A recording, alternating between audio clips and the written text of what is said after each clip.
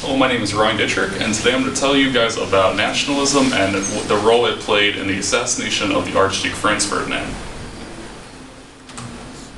So, first, to talk about nationalism, you really have to understand what role it played in Europe leading up to World War I. It actually started in the 1800s when a lot of countries believed in the idea of imperialism. A lot of conquests were being held in Africa. A lot of colonies were taken over, and so basically, a lot of European countries were going up against very underdeveloped countries, and they were rarely suffering any military defeats. So this basically brought a false sense of security in a lot of European nations because they realized that their militaries hadn't suffered really any defeats in a while. So a lot of patriotic rhetoric was starting to spread in newspapers, speeches, and other forms of pop culture. A lot of leaders of these countries were also helping to spread these patriotic ideas. But with the spread of nationalism, a lot of dark consequences came about as well. Citizens believed that their country could do no wrong, but at the same time, they began to think that other rival countries were beginning to plot against them, leading to a lot of distrust. So, although nationalism had its ties all throughout Europe pre-World War I, primarily it was in the Balkan area that we want to look at when looking at the assassination and the start of the war. The Balkan area was known as the powder keg of Europe because it was really just waiting to blow up.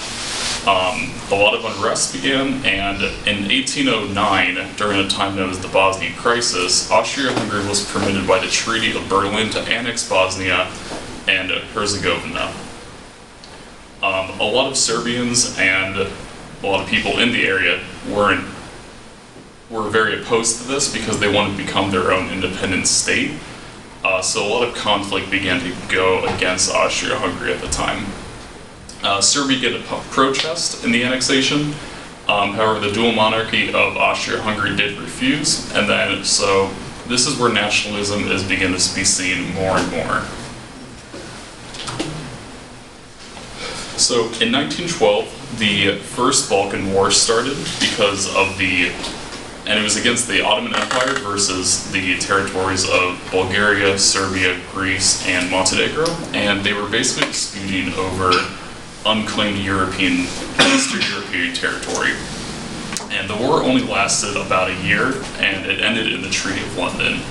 The Treaty of London gave the land between the Enos and the Media villages to the Balkans, while the Empire would take Crete.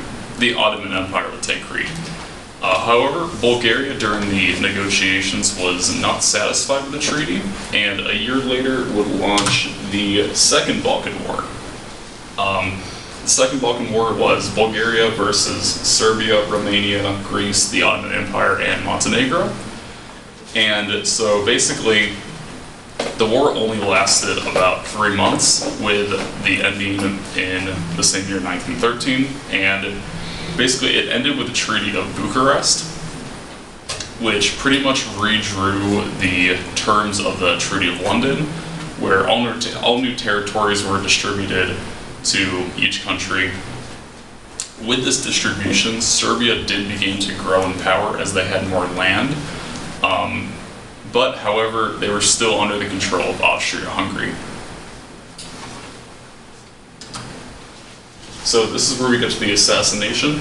Although they were growing in power, they still had the disputes with Austria-Hungary over becoming independent. So on June 28th, 1914, the Archduke Franz Ferdinand of Austria-Hungary came to Sarajevo to inspect the troops that were stationed there. During his commute, his motorcade was intercepted by a Serbian terrorist group called the Black Hand. The terrorists threw a bomb at the Archduke's motorcade, and although it didn't wound him or affect him, part of his staff were wounded.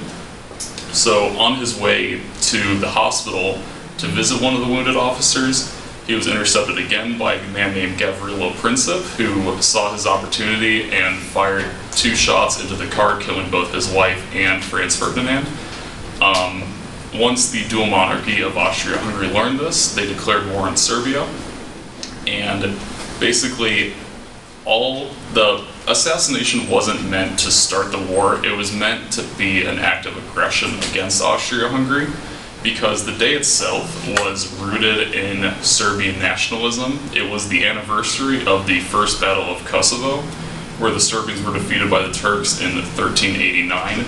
So it was already kind of a sensitive day for the Turks, and with this enemy leader coming to them, they weren't happy about it. So they wanted to make a demonstration, although their actions carried out a much larger consequence, because as soon as Austria-Hungary declared war on Serbia, all of the defense allies began to take action, declared war on each other, and the same day World War I was effectively started. And here are my sources, and thank you for listening.